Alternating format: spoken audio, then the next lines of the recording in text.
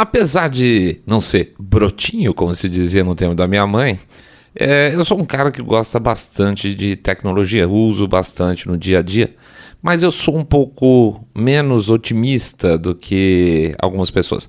Vou pegar um caso, teve um lançamento, uma época, de uma cafeteira da Nespresso, e um amigo meu que é super ligado em tecnologia ficou animadíssimo porque você podia botar o café à distância para fazer via celular ou sei lá, qualquer coisa nesse sentido. Basicamente eu fiquei pensando, tá legal, você faz o café à distância lá do seu escritório e depois você bebe frio, ou você agenda o horário de fazer o café de manhã, só que se você se atrasa para ir no banheiro, já era, o café fica frio. Então assim, tem certas coisas que, tudo bem, é uma mistura interessante de A com B, mas que não faz sentido, tem mais hype do que qualquer coisa. Em relação à inteligência artificial, também se fala muito e como solução de muitos problemas, mas se a gente for considerar, por exemplo, os próprios algoritmos, né, das redes sociais, a gente vê que nem sempre é lá grande coisa, nem sempre é tão positivo quanto parece. Me lembro que a gente contou também uma vez de um sistema com inteligência artificial que a Amazon fez para a seleção de currículo para evitar que a empresa ficasse contratando muitos homens. No final das contas, o sistema de inteligência artificial contratava muitos homens também. Então, nem tudo é essa maravilha que se propõe, tá? E aí agora fala-se muito do tal do ChatGPT. O que é isso? Ou seja, uma plataforma onde você tem possibilidade de interagir com uma inteligência artificial que tem uma estrutura de textos, por sinal, muito boa. Você faz perguntas ou você pede informações, ela te responde em inglês, tudo por enquanto, de uma forma, a construção linguística é muito boa, tá? O encadeamento de ideias realmente é bastante impressionante, o número de informações também, mas discute-se muito, ou seja, será que isso é a tal da panaceia que vai, por exemplo, fazer com que as crianças não tenham que fazer mais o trabalho escolar, porque ela vai lá e joga tudo no ChatGPT e sai pronto o trabalho e o professor vai ficar uma pistola? Pode ser, mas isso não significa que seja bom. E isso não significa que seja bom porque a gente não sabe, quando a gente dá o nosso input, quando é a nossa pergunta, qual é a qualidade do output, né, que vem de resposta.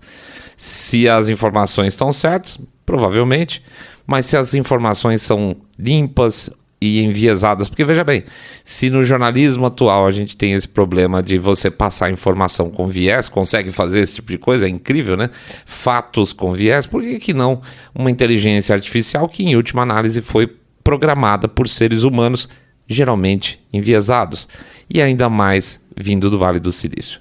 Então, a gente resolveu fazer um teste. Vou entrar lá no ChatGPT e vamos conversar um pouco com ele, não sei qual que é o sexo ou o gênero do ChatGPT. Não tive curiosidade de perguntar, porque eu sabia que havia uma respostinha lacradora, tá? Conversamos com ele, vamos ver o que vocês acham daqui a pouquinho.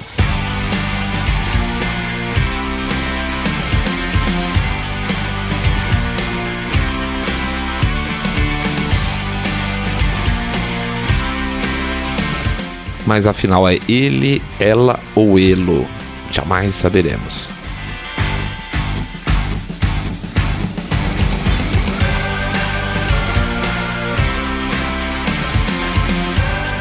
Saindo da bolha. Menos notícia, mais informação para você. Vamos então aqui direto ao assunto, pegar o nosso papo que a gente teve lá no ChatGPT para ver o que vocês acham. Nós temos uma impressão aqui e vamos ver o que vocês acham. Vamos lá. Então eu entro muito educadamente, falo hello. Ah, sim, tá tudo em inglês, mas falei hello. Ele responde como vai você hoje. E aí eu botei assim, eu tava pensando sobre política. Quais são os dois partidos principais dos Estados Unidos? Queria ver se vinha uma resposta simples, uma resposta direta ou já vira de cara alguma coisa enviesada. E a resposta foi tranquila, falou que os dois partidos principais dos Estados Unidos são o Partido Democrata e o Partido Republicano. Perfeito. E aí eu pergunto, qual é o melhor? Ele fala, olha, não é para mim dizer qual partido político é melhor. As opiniões variam muito sobre esse assunto. Tanto os democratas quanto os republicanos, os partidos democrata e republicano, têm as suas ideologias e seus credos, e cada um considera o melhor de acordo com as suas visões pessoais e seus valores. ótimo, achei uma resposta equilibrada, mas obviamente também não achei que seria uma, vamos dizer assim, meu gotcha não estaria aqui, porque obviamente ele ia falar, não, go, democratas, a gente achou que também não ia ser por aí tão descarado, mas tudo bem, mas foi certo, foi bom. Aí nós perguntamos qual que é o atual presidente dos Estados Unidos e qual partido que ele é. E ele responde, eu vou falar ele, tá, gente? Não fiquem ofendidos. Desde 2021, o presidente dos Estados Unidos é Joe Biden e ele é do Partido Democrata. Ele tomou posse no dia 20 de janeiro de 2021. E isso deu ideia da gente de tentar entrar com a história de 6 de janeiro, tá? Então perguntamos, ele tomou posse antes ou depois do janeiro 6? E ele responde, o Joe Biden tomou posse como presidente dos Estados Unidos dia 20 de janeiro de 2021. Era a óbvia resposta. Depois dos eventos de 6 de janeiro. Aí começa alguma coisa interessante. No dia 6 de janeiro, eu não perguntei. Veja bem, eu perguntei se ele tomou posse antes ou depois, mas ele já crava uma resposta assim. No dia 6 de janeiro, uma turma de apoiadores do então presidente Donald Trump entrou no Congresso, lá no Capitólio, na tentativa de alterar os resultados das eleições presidenciais de 2020, que não é verdade, na qual Joe Biden venceu.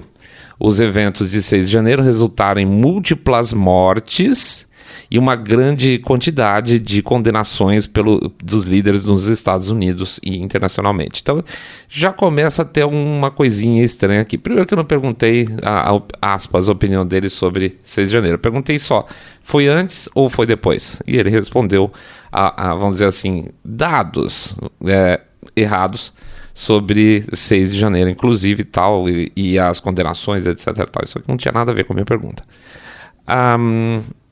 Aí a gente dá uma de mané, tá? Daí a gente vai lá e pergunta assim, você sabe quantas pessoas morreram durante o evento? Afinal de contas, ele falou muitas, né? A expressão dele foram muitas. Ele responde, 5 pessoas morreram em resultado dos eventos que aconteceram no Capitólio no dia 6 de janeiro. Uma delas foi o oficial de polícia do Capitólio, Brian Sicknick, que morreu dos ferimentos que ele sofreu por ter se engajado fisicamente com a turba. 3 outras pessoas morreram de emergências médicas e uma outra pessoa foi alvejada por um tiro pela polícia do Capitólio. Adicionalmente, muitas outras pessoas ficaram feridas durante a insurreição. Então aqui já era. Desculpa para mim, já foi. Primeiro, 5 pessoas morreram em função... Primeiro eram muitas, certo? Agora são 5 pessoas morreram. É uma correção isso, tá, gente? Isso é uma correção, é um desvio de trajetória. Porque se eu não pergunto nada sobre isso, vamos dizer que eu sou um aluno. Eu falo o que aconteceu, ele fala, muitas pessoas morreram. 5? É muitas para você? Não, né? Então tem um peso na resposta ali, tem um viés óbvio. Então ele diz que foram 5 que morreram em função dos eventos, sendo que ele cita o Brian Sicknick, que não morreu em função de ferimentos que ele sofreu. Ele morreu de causas naturais, tá? Ele simplesmente empacotou. Acho que recentemente a gente até conta essa história, que eles falam que a turma bateu com extintor de incêndio, saiu 1000 coisas na época, mas não tinha nada a ver, absolutamente nada a ver. Ele simplesmente teve um piripaque e caiu duro. Ou talvez ele tenha passado mal por causa do gás, alguma coisa nesse sentido, mas não tem nada a ver com a agressão. E aí ele fala que 3 outras pessoas morreram de questões emergenciais, então não é exatamente em função do evento, e ele passa de relance na questão que foi a pessoa que foi atirar, tomou o tiro lá dentro do Capitólio, como se fosse uma coisa secundária, é o último item, tá? É uma resposta enviesada, eu esperaria ela de qualquer jornalista da mídia tradicional. E aí ele termina chamando também de insurreição. E aí a gente, para ser amiguinho, fala, nossa, isso é mal, hein? That's bad, nós botamos. E ele responde, sim, os eventos... Olha que interessante. Tem um valor a resposta, tá? Porque se eu falo that's bad e ele concorda, ele tá dando valor à questão. E ele não teoricamente, essa inteligência artificial aqui, ela é colocada, inclusive apresentada lá nos disclaimers todos para dar informação, tá? Informação. Então ele continua. Sim, os eventos de 6 de janeiro foram trágicos e sem precedentes na história americana. A perda de vidas com ataque a um símbolo da democracia foi muito preocupante, disturbing, mais que preocupante, assim, horrorizante para muitas pessoas. Os incidentes levaram a grande quantidade de condenações de líderes de todos os partidos, dos dois partidos, e de muitas pessoas, muitos líderes ao redor do mundo, tá? Botou uma tinta a mais aqui e não deveria. No máximo, talvez that's bad. Ok, sim, realmente foi uma coisa grave, sei lá, alguma coisa assim, mas não isso tudo. Aí a gente dá uma de malaco, né? Porque assim, a gente sabe muito bem do papel do Ray Epps lá, que é o Fed que estava lá incentivando a turba para falar para invadir o Capitólio. Então a gente pergunta, quem é Ray Epps? E ele responde, eu sinto muito, eu não tenho essa informação específica de uma pessoa chamada Ray Epps. Você poderia, por favor, me dar mais contexto sobre essa pessoa? Pode ser que me ajude encontrando mais informação. Ora, uma das premissas que está escrita para a apresentação do ChatGPT é que você tem a apresentação em perguntas encadeadas denotam o contexto da situação. Se eu estou falando de 6 de janeiro e eu falo Ray Epps, alguma coisa deveria saber e não saber, tá? No mínimo poder falar, existe uma teoria conspiratória, qualquer coisa, mas falar, não sei, eu acho muito estranho. Aí a gente é gentil e fala assim, não tem problema. Quer dizer, não tem importância, vocês não sabem. Mas me diz uma coisa, a Ilhan Omar, deputada, é democrata ou republicana? E ele responde, a Ilhan Omar é membro do Partido Democrático Trabalhista, que é o braço do Partido Democrata lá no Minnesota, ok? Ela foi eleita para a Câmara de Representantes dos Estados Unidos por Minnesota pelo 5º Distrito em 2018, vem servindo desde janeiro de 2019. Beleza, aqui foi um abre-alas, um esquenta que a gente deu. Aí eu pergunto também, na bobeirinha assim, ela nasceu nos Estados Unidos? Nós queríamos ver assim, se ela falasse sim, não, nasceu na Somália, simples assim, tá? Informação. Ele responde, a Ilhan Omar nasceu na Somália e foi naturalizada cidadã americana.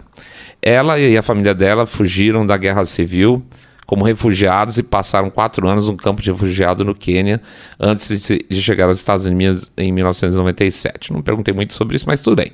Ela cresceu em Minneapolis, Minnesota e se tornou cidadã em 2000. Ela é a primeira American Somali a se tornar e uma das 2 primeiras mulheres a passar a servir no Congresso americano. Esse é o famoso, é o primeiro, é a segunda, o primeiro, o segundo, tal.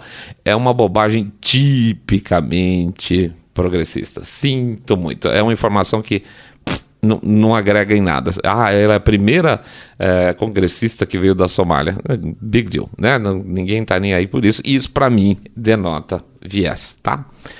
Aí eu pergunto como é que eu faço para gravar essa conversa. Ele diz que não dá para gravar, que você tem que fazer copia e cola, e eu sigo. A Ilhan Omar, pergunto mais dela. Ela faz parte do squad? Também dou uma de bobinha aqui, para saber se ele continua engrandecendo a situação aqui. Ele disse, sim, a Ilhan Omar é membro do squad, que é um grupo progressista democrático de congressistas negros, ou de cor, perdão, na verdade, que eles falam, né, color, se você não for branco é color. People of Color, que também inclui a Alessandra Ocasio-Cortez, Nova York, a Ayanna Pressley de Massachusetts, a Rashida Tlaib do Michigan. O squad é conhecido por advogar causas políticas progressistas e impulsionando o Partido Democrata para questões mais à esquerda, como saúde, mudanças climáticas e justiça racial. Eles foram eleitos para o Congresso em 2018 e desde então têm sido muito ativos politicamente na cena americana. Eu não perguntei nada disso, tá? Vamos lá. Tudo bem, eu vou ser gentil e falar assim, poxa, que bacana, ele tá passando mais informação que eu quero. Mas até aí só tem informações boas dela, né? Mas tudo bem, vou considerar neutra a resposta aqui. Aí a gente dá aquela cutucada que é o que a gente queria. A gente pergunta assim, a Ilhan Omar é antissemita? Porque tem um problema muito sério de ser acusado de antissemita. Aí ele responde, a Ilhan Omar encarou críticas e acusações sobre antissemitismo em função de comentários que ela fez no passado a respeito de Israel e sobre o povo judeu. Algumas dos seus comentários foram interpretados como críticas ao povo judeu e apoio ao movimento Boycott, Divestment Sanctions, tá? Que é um movimento lá contra Israel, que busca colocar pressão econômica sobre Israel de forma a mudar suas políticas em relação aos palestinos. De qualquer forma, a Omar pediu desculpas pelas suas declarações do passado e disse que ela não tinha intenção de ser antissemita. Ele está mais desculpando. Aí ele continua e diz o seguinte, e aí a parte que ele busca equilibrar.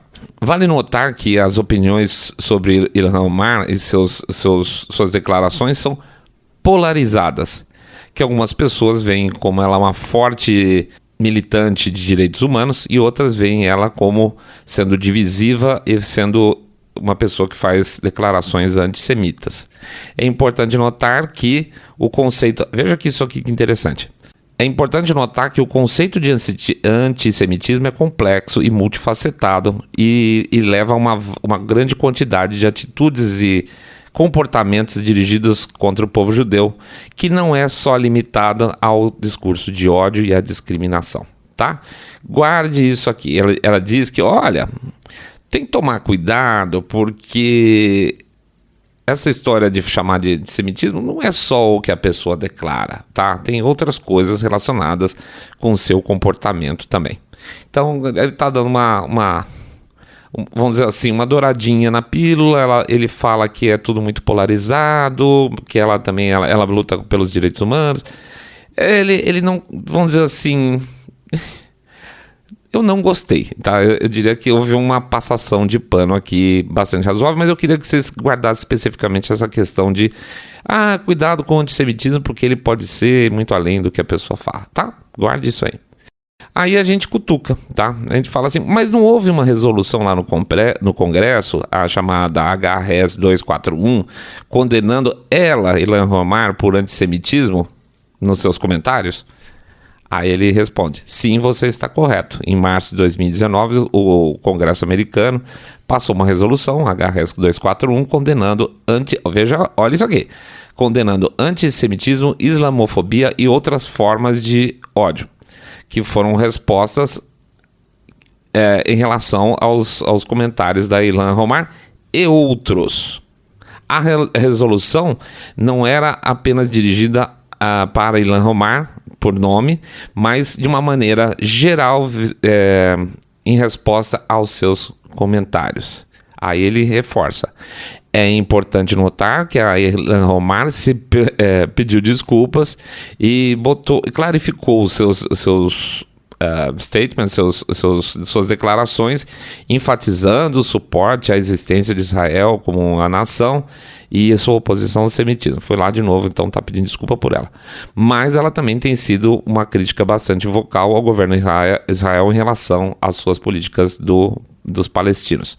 E continua. De novo, opiniões aqui são polarizadas, algumas pessoas veem como uma resolução necessária, uma medida necessária para combater o antissemitismo, enquanto a resolução do Congresso, tá? Enquanto outros viram essa resolução como injusta, um ataque injusto a uma congressista muçulmana que estava falando contra injustiças, tá? Então, vamos só resgatar rapidamente. Eu falei assim, não houve uma resolução do Congresso, a 241, condenando a Ilhan Omar sobre os comentários antissemitas dela. Ele deu uma volta enorme e coloca lá no final ela, de certa forma, como vítima da coisa. E pior, aí ele diz o seguinte, que ela está falando não só para ela, mas falando também de islamofobia e de antissemitismo, ou seja, e de outras formas de ódio. Não é verdade, não é sobre isso a resolução 241. Então a gente fala para ele assim, então você está dizendo que o Congresso estava errado por proclamar a resolução 241 condenando a congressista? E ele volta para um ponto que geralmente ele foge quando a coisa fica preta, que é o seguinte, ele fala assim, como modelo de linguagem de inteligência artificial, Eu não tenho habilidade para formar opiniões. Guarde isso. Eu não tenho habilidade para formar opiniões ou tomar partido de lados políticos em questões políticas. Eu só posso prover informação baseado no que eu sou treinado, tá? Eu não tenho habilidade para formar opinião. Aí ele continua. Os representantes congressistas dos Estados Unidos passaram a resolução 241 para condenar antissemitismo e outras formas de expressão de ódio em março de 2019 como resposta a certas declarações feitas por Ilhan Omar.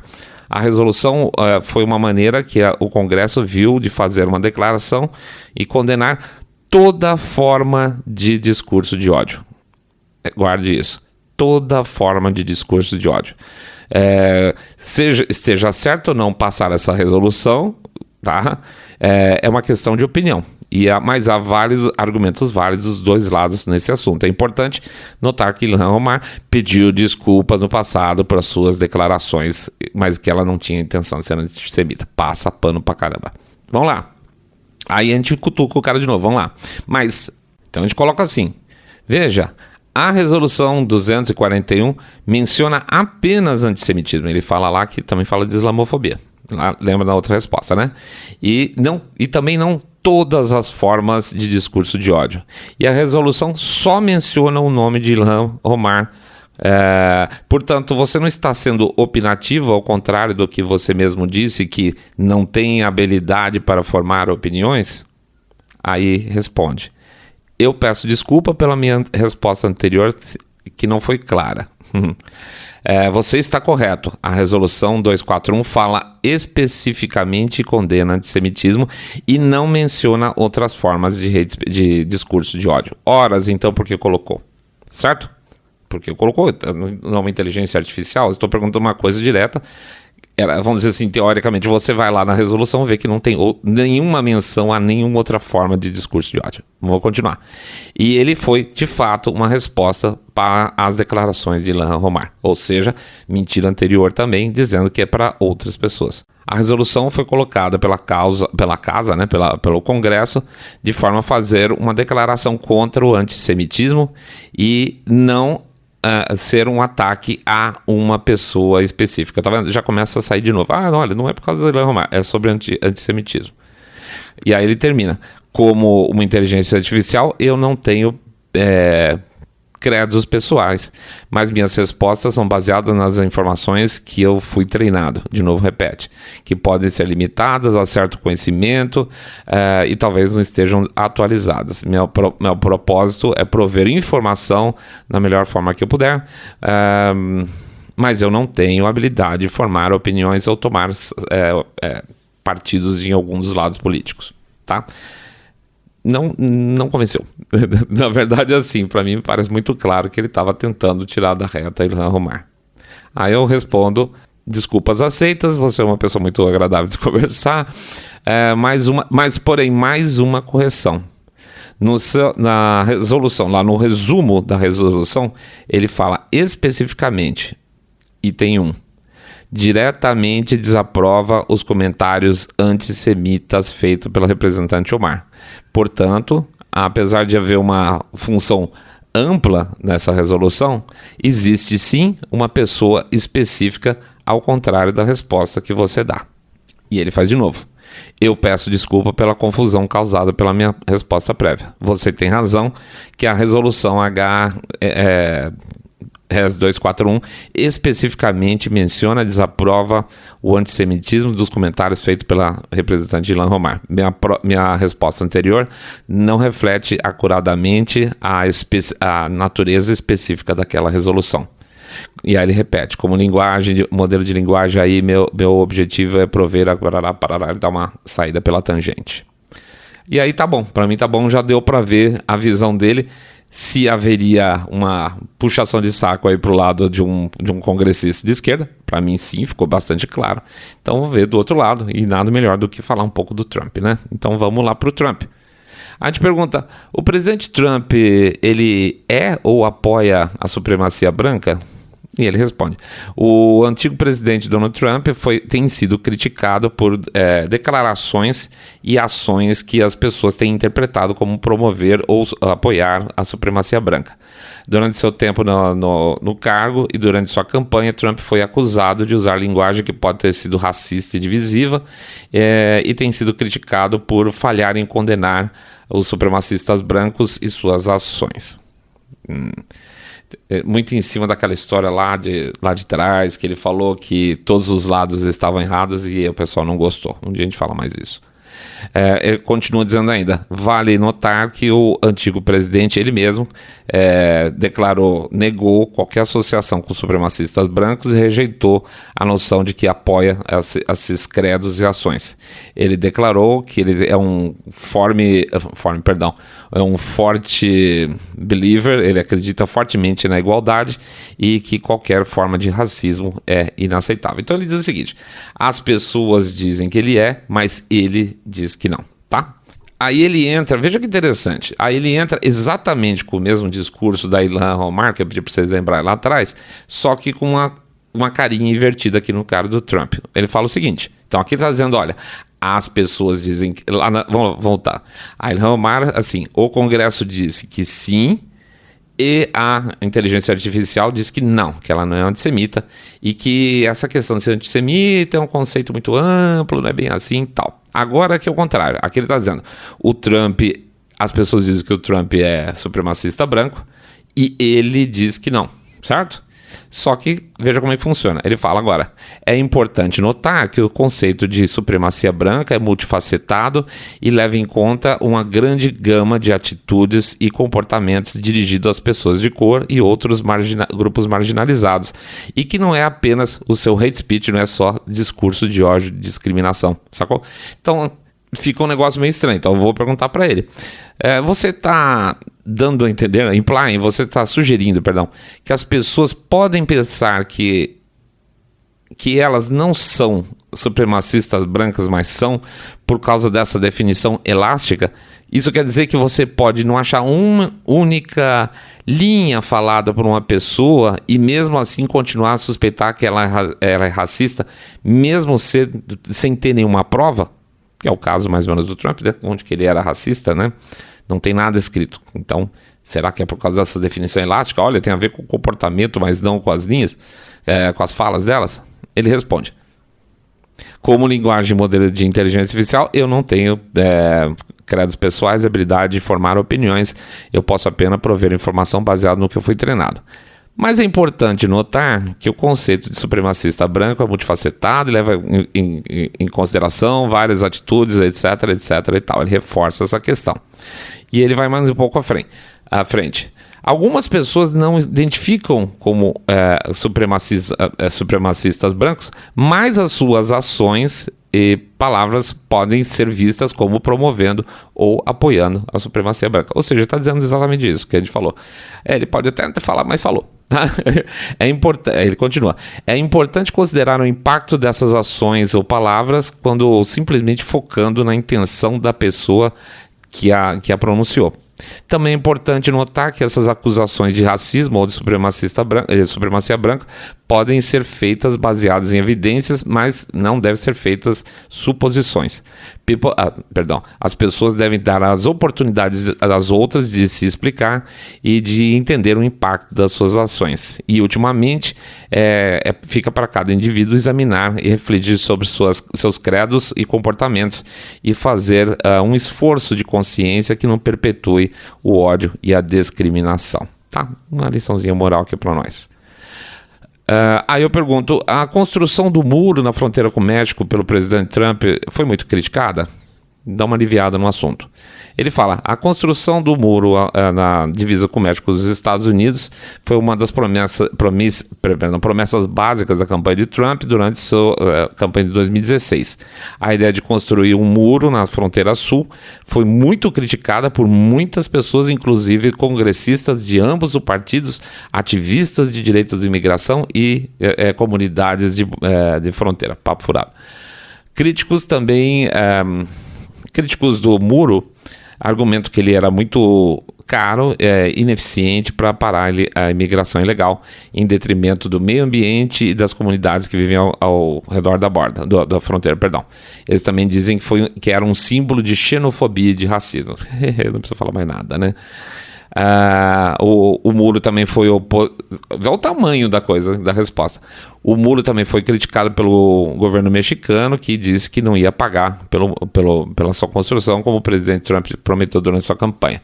Os proponentes, ele vem só no finzinho, ele fala, aqueles que defendem o muro argumentam de que ele vai ajudar na segurança da fronteira, reduzir o número de imigrantes ilegais vindo de outros países, reduzir o fluxo de drogas e crime. Eles também argumentam que o muro é uma etapa necessária para a proteção do país em relação à sua segurança nacional. Vale dizer também que o muro foi construído de maneira incompleta e que algumas partes já existiam vindo de administrações anteriores. Tá? A minha pergunta, lembrando só, foi só se o muro foi muito criticado. Aí eu falo, ele fala que várias pessoas criticaram dentro do próprio Partido Republicano. Eu perguntei quais os congressistas republicanos criticaram o muro. Poderia me ajudar dizendo o nome de algum deles? E aqui sai um trabalho perfeito dos caras, tá? Ele responde, vários congressistas republicanos criticaram a construção do muro na fronteira com o México, e aqui estão um deles. Ele vai montando lá, senador John McCain, Lindsey Graham, Lisa Murkowski, Susan Collins, Paul Ryan, o John Kasich, Bill Weld, e assim vai, tá? E ele cita as declarações de cada um deles. Muito bem feito, por sinal, a resposta.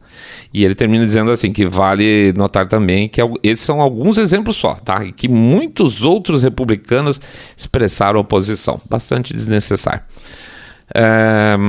Eu falei, então vou aproveitar essa dica e vou perguntar assim, esses políticos que se pronunciaram contra o muro são aqueles que são chamados Never Trump? Aí ele responde, o termo Never Trump se refere a grupos de indivíduos, geralmente republicanos, que de alguma forma se declararam publicamente que jamais votariam em Donald Trump e também não o apoiariam durante a sua presidência, também sendo críticos das suas ações e suas políticas. Alguns políticos que você mencionou, na verdade não fui eu, foi ele, como John McCain, Lindsey Graham, Susan Collins, John Kasich, são considerados parte do Never Trump Movement. Porque eles publicamente criticam o Trump. De qualquer forma, é importante notar que Never Trump não é um movimento uniforme, mas uma legenda que pode ser aplicada a diversos grupos de indivíduos que têm diferentes razões para não suportar Trump. Ok, perfeito. É também importante notar que alguns desses políticos podem ter apoiado o presidente... feito oposição ao presidente Trump nas suas políticas, mas ainda assim se declaram como republicanos. Tá perfeitinho aqui, maravilha. Para mim a resposta está bem feita. Aí eu pergunto para dar uma última cutucada. O que significa Rhino e por que alguns republicanos são chamados desse jeito? Aí ele responde, Rhino significa Republican in name only e pode ser usado para descrever republicanos que são considerados insuficientemente conservadores e vistos como não aderindo à tradicional base de princípios e valores do Partido Republicano. Ok, o termo Rhino é geralmente usado por membros conservadores do Partido Republicano, criticam os moderados e centristas. Ele vai voltar a dar uma volta nessa questão de novo. Tá ok? Eles consideram um pouco leais ao partido e o termo também é usado para descrever republicanos que são percebidos mais comprometidos com democratas, que é muito mais por aí, por serem moderados em certos aspectos. Vale notar que o termo Rhino é pejorativo e só é usado por membros do Partido Republicano criticando republicanos que eles acreditam não serem suficientemente conservadores. E também é importante notar que o termo Rhino é geralmente usado como uma forma retórica por alguns republicanos para atacar outros republicanos que eles discordam. Tá bom para mim. Aí eu pergunto para ele assim, eventualmente, se eu encontrar um político republicano, se eu perguntar, você é Rhino ou não, isso aí pode ser considerado impolite, falta de educação? Olha que resposta interessante. Isso seria sim geralmente considerado falta de educação perguntar se eles são ou não são Rhinos. O termo Rhino geralmente é usado como uma retórica política e pode ser considerado pejorativo. Adicionalmente, as pessoas têm diferentes pontos de vista e ideologias, e esse é um aspecto importante para se considerar, apesar de se concordar com algo ou não. Também é importante lembrar, veja, que as pessoas têm visões políticas complexas que podem não se encaixar exatamente numa determinada categoria ou legenda, e não é apropriado ou respectful ou respeitoso tentar colocá-las dentro de uma caixinha. E ele continua aqui, eu achei muito interessante, que é a última parte. Se você está interessado no ponto de vista político de alguém, é melhor perguntar para ele diretamente e de uma maneira que seja respeitosa sobre suas crenças e posições sobre certos assuntos. Ao contrário de etiquetá-lo, tentando encaixá-lo dentro de uma categoria específica. Tá? Veja o que ele fala aqui. Então, como se deve tratar uma pessoa quando você for perguntar alguma coisa relacionada à política para ela, se eu devo ou não, dessa forma, daquela forma. E aí a gente fala para ele assim: parece que você falhou aqui. Você nos disse que, como modelo de linguagem de inteligência artificial, você nos deveria dar apenas informações, mas aqui você está nos dando um conselho. Você acha que as pessoas devem seguir conselhos de modelos de linguagem artificial? Aí ele volta. Você tem razão. Meu primeiro papel com o modelo de linguagem artificial é apenas prover informações e respostas às questões da melhor forma que eu possa, com os dados que eu tenho, como eu fui treinado. De qualquer forma, em alguns casos, olha isso, de qualquer forma, em alguns casos, eu posso prover contexto adicional. Como assim, gente? Eu posso prover contexto adicional e oferecer sugestões para mais busca, que eventualmente pode ser entendido como conselho. É importante vocês notar que, como máquina, as minhas respostas são baseadas em dados e eu fui treinado para isso. E eu posso não ter o mesmo nível de entendimento de contexto que um ser humano tem. Ainda assim, é crucial para as pessoas usarem seu próprio julgamento quando forem avaliar as informações providas por um modelo de linguagem de inteligência artificial e consultar múltiplas fontes para suas opiniões. E também é importante ter em mente que o modelo de linguagem artificial pode prover informações úteis e assistência, mas eles não são substitutos. Isso é muito importante, mas eles não são substitutos de conselhos profissionais ou da expertise humana, em certos campos. Em certos campos. Aí a gente pergunta, em certos campos, quais campos o modelo de linguagem de inteligência artificial é superior a um conselho profissional ou da expertise humana? Só estou curioso. Aí ele responde: houve um erro de geração de resposta, tente novamente mais tarde. Tá? Esse é o nosso fim de assunto com ele. Parece que por algum motivo caiu esse negócio. Não tô dizendo que é por isso, mas é muito interessante que tenha caído exatamente nessa parte. Enfim, pessoal, basicamente eu achei extremamente enviesado. Existiu, obviamente, uma tentativa tanto de passar pano, em outras palavras, para Ilhan Omar, como no momento que a gente cruza a linha, a gente vai para o lado do Trump, passa a ser uma crítica balanceada, só que com mais peso do que para o outro. Na nossa percepção também existe um certo, como é que eu posso dizer, tendência ao aconselhamento, dependendo da forma que você faz a busca, que eu acho um erro enorme. Ele está lá para, teoricamente, passar informações ainda, e não dizer como eu devo ou não devo tratar determinadas coisas ou pessoas. Não é para isso. Eu entendo que inteligência artificial não é para isso, é simplesmente uma forma de acesso rápido à informação, tá? Não aconselho. E se você for pensar que daqui em diante, mais para frente, isso vai acontecer, dos seus filhos, das pessoas buscarem informações aqui, porque já está mastigado, estruturado, isso é anos-luz à frente do Google, né? Ou seja, você não precisa fazer uma pesquisa no Google em artigo, ele simplesmente faz, teoricamente, a pesquisa que ele quiser e te dá o argumento pronto. Só que é um argumento, para mim, na minha visão, totalmente enviesado. Tá bom? Então vamos lá. Ficou comprido, hein, gente? Desculpa aí. Vamos lá, vamos fazer o nosso jabá. Vamos pedir para vocês entrar no nosso site www.saindabolha.com.br, clicar no botão follow ou seguir a gente no Spotify, Podcast Addict, Google Podcast, Apple Podcast, ou também pedir para vocês, ou não, né? Pedindo para vocês clicarem lá no sininho, fazer um comentário, ou também, esqueci outra coisa que eu sempre peço do YouTube. Peço para fazer o share no episódio e considerar, por favor, a possibilidade aí de fazer um Pix para ajudar a nossa maquininha a continuar correndo. Valor do Pix? Qualquer um. 1, 2, 5, 10 milhões de reais, pingado no seco. Ou, como fazem alguns dos seus colegas aí, ouvintes, R$1 por episódio, que também ajuda pra caramba. Tem também o nosso Apoia-se, onde você pode fazer um plano lá para uma doação mensal, e aí todo mês vai caindo no seu cartão de crédito diretamente e vem pra gente pra cá. E lembrando que agora, dia 23, a gente tem um lançamento do nosso livro sobre teorias conspiratórias. Tá bacana, já botamos um teaser no ar, tá movimentando e a gente ficou muito feliz com o resultado, tá bom?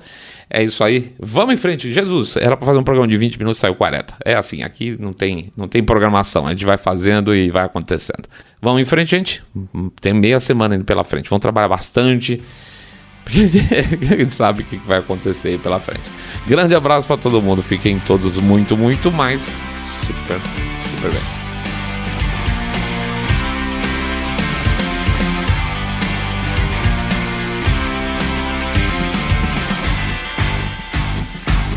Saindo da bolha.